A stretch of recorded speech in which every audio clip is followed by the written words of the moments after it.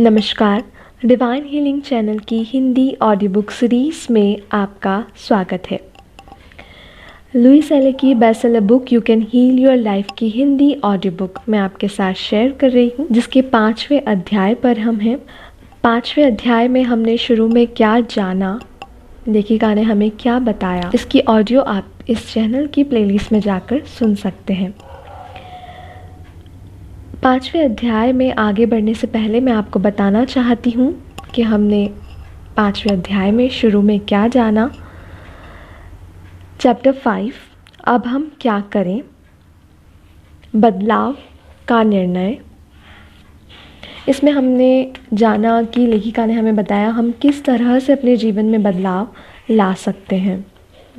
आगे लेखिका ने बताया परिवर्तन का इच्छुक होने का फैसला करें। हम खुद ही हैं जो हम हमारे जीवन में परिवर्तन ला सकते हैं दोस्तों, और कोई नहीं है। तो परिवर्तन का फैसला करना हमारे हाथ में है। आगे लेखिका ने बताया घर की सफाई। इसमें हमने जाना कि हम खुद अपने मस्तिष्क की सफाई कैसे कर सकते हैं। अभ्यास भी कुछ आगे दिया है लेखिका ने। इसमें हमें बताया गया है मैं बदलना चाहता हूँ। इस पर अभ्यास करने के बारे में लेखिका ने हमें इस चैप्टर में बताया है। अब आगे चलते हैं। इसमें हमें बताया है बदलने के कई तरीके। मेरे विचारों पर अमल करना बदलने का एकमात्र तरीका नहीं है, कई अन्य तरीके और भी हैं। जैसे कि पिछले टॉपिक्स में लेखिका ने हमें बताया कि विचारों को बदलकर हम खुद के जीवन में बदलाव ला सकते हैं, पर यहाँ अब लेखिका हमें बता रही हैं मेरे विचारों पर अमल करना बदलने का एकमात्र तरीका नहीं है, कई अन्य तरीके और भी हैं जो काफ़ी कारगर हैं। इस पुस्तक के अंतिम भाग में मैंने उन कई रास्तों की एक सूची शामिल की है जिनसे आप अपनी विकास प्रक्रिया की तरफ बढ़ सकते हैं। अभी कुछ पर विचार करें। यहाँ एक आध्यात्मिक दृष्टिकोण विद्यमान है, मानसिक दृष्टिकोण है और भौतिक दृष्टिकोण है। संपूर्ण उपचार में शरीर, मन और आत्मा शामिल होते हैं। आप इनमें से किसी एक से शुरुआत कर सकते हैं। यदि आप उनमें यथास्थिति सभी को शामिल करते हैं, कुछ मस्तिष्क दृष्टिकोण के साथ शुरुआत करते हैं और कार्यशालाएं या थेरेपी करते हैं, कुछ ध्यान या प्रार्थनाओं के साथ आध्यात्मिक दृष्टिकोण अपनाते हैं। जब आप अपने घर की सफाई शुरू करते हैं तो यह मायने नहीं रखता कि आप किस कमरे से सफाई की शुरुआत करते हैं। आपको ज़्यादा आकर्षित करने वाली जगह से आप शुरू कर सकते हैं। दूसरी जगहों पर सफाई खुद ब खुद हो जाएगी। आध्यात्मिक स्तर पर शुरुआत करने वाले लोग जो जंक फूड खाते हैं अक्सर पाते हैं कि वे पौष्टिक भोजन की ओर आकर्षित हो रहे हैं। वे किसी मित्र से मिलते हैं या कोई पुस्तक खोजते हैं या किसी ऐसी शिक्षा में जाते हैं जो उनके अंदर यह समझ उत्पन्न करती है कि वे जो कुछ भी खाते हैं उसका भारी असर इस बात पर पड़ता है कि वे कैसा महसूस करते हैं और कैसा दिखते हैं।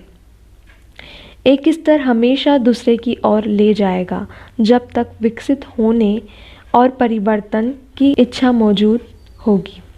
मैं पोषण के बारे में बहुत कम सलाह देती हूँ क्योंकि मैंने पाया है कि सभी व्यवस्थाएं कुछ लोगों के लिए उपयोगी होती हैं।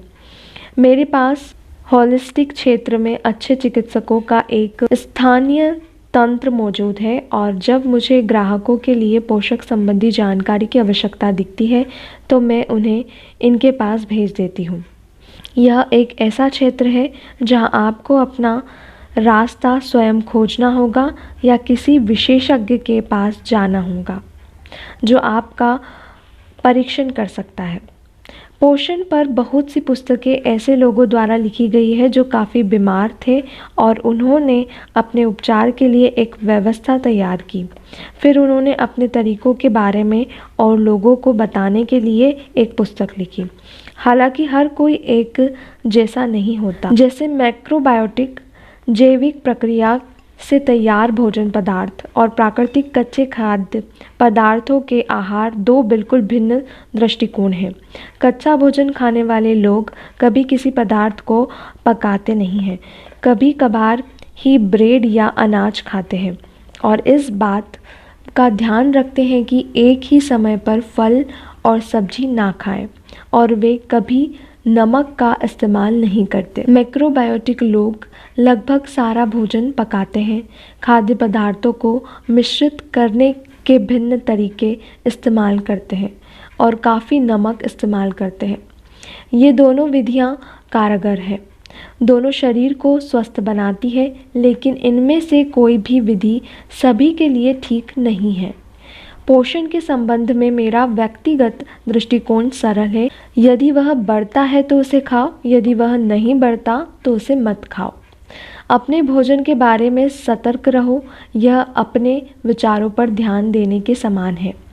हम अपने शरीर पर, और जब हम भिन्न तरीकों से खाते हैं तो हमें शरीर से जो संकेत मिलते हैं उन पर ध्यान देना भी सीख सकते हैं।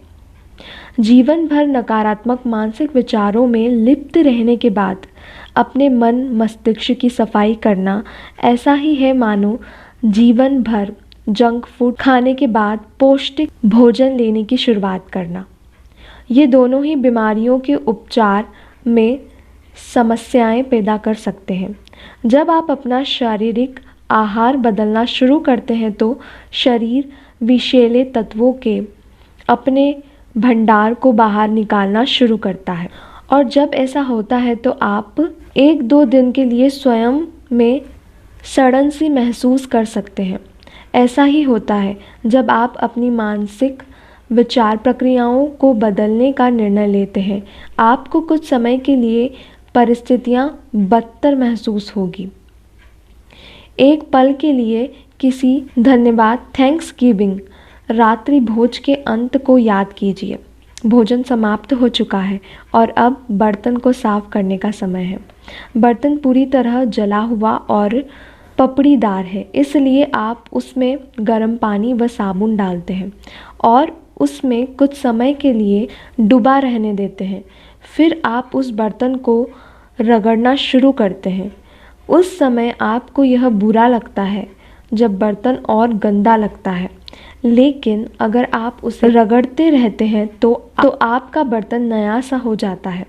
यही स्थिति सूखे हुए पपड़ीदार मानसिक विचारों के साथ होती है। जब हम उसे नए विचारों में डुबाते हैं तो सारी गंदगी ऊपर आ जाती है और दिखने लगती है। बस नए विचारों पर दृढ़ रहें और जल्द ही आप एक पुराने संकुचित विचार को पूरी तरह साफ कर देंगे। अभ्यास, बदलने की इच्छा। दोस्तों, यहाँ पर लेखिका ने हमें एक और अभ्यास दिया है बदलने की इच्छा पर। तो हमने फैसला किया है कि हम बदलने के इच्छुक हैं और हम किसी भी या उन सभी विधियों को अपनाएंगे जो हमारे लिए उपयोगी होंगी। आइए मैं एक विधि के बारे में बताती हूँ जो मैं अपने लिए और दूसरों के लिए इस्तेमाल करती हूँ। पहला, दर्पण में अपना चेहरा देखिए और अपने आप से कहें, मैं बदलना चाहता हूँ। ध्यान दें कि आप कैसा महसूस करते हैं। यदि आप हिचकिचाहट या अनिच्छुक महसूस करते हैं या परिवर्तन नहीं चाहते तो खुद से उसका कारण पूछिए। आप किसी पुराने विचार पर अड़े हुए हैं, कृपया अपने आप को फटकारें। पूछिए, आप किस पुराने विचार पर अड़े हुए हैं। ध्यान दें कि आप कैसा महसूस करते हैं। यदि आप हिचकिचाहट या अनिच्छुक महसूस करते हैं या परिवर्तन नहीं चाहते तो खुद से उसका कारण पूछिए। आप किसी पुराने विचार पर अड़े हुए हैं, कृपया अपने आप को फटकारें नहीं, सिर्फ ध्यान दीजिए कि वह क्या है। मैं शर्त लगा सकती हूँ कि वह विचार या विश्वास आपके लिए बहुत सी समस्याएं उत्पन्न कर रहा है। मैं हैरान हूँ कि वह कहाँ से आया। क्या आप जानते हैं, चाहे हम यह जानते हैं या नहीं कि वह कहाँ से आया, चलिए उसे अभी खत्म करने के लिए कुछ करें। फिर से दर्पण के सामने जाएं और अपनी आँखों में गहराई से देखें। अपने कंठ को स्पर्श करें और 10 बार जोर से कहें, मैं हर प्रतिरोध को छोड़ना चाहता हूँ। मैं फिर से रिपीट करूँगी दोस्तों। फिर से दर्पण के सामने जाएं और अपनी आँखों में गहराई से देखें। अपने कंठ को स्पर्श करें और 10 बार ज़ोर ज़ोर से कहें, मैं हर प्रतिरोध को छोड़ना चाहता हूँ। दर्पण कार्य बहुत सशक्त होता है। एक बच्चे के रूप में हमने अपने अधिकांश नकारात्मक विचार दूसरों द्वारा अपनी आँखों में देखते हुए या शायद हम पर उंगली उठाते हुए ग्रहण किए हैं। आज हम जब भी दर्पण में देखते हैं, हम में से अधिकतर अपने आप से कुछ नकारात्मक चीज़ें कहेंगे।